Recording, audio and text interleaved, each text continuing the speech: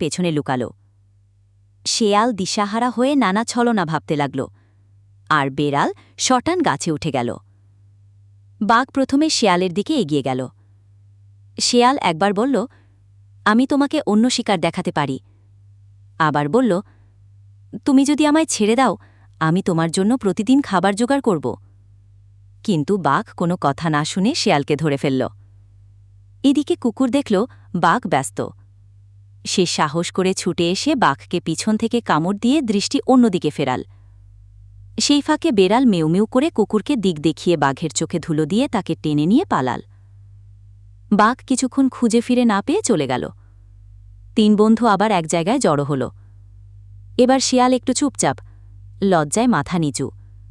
কুকুর বলল, দেখলে শিয়াল, শুধু ফন্দি দিয়ে হয় না, সাহস আর সময় মতো কাজ করাটাই আসল।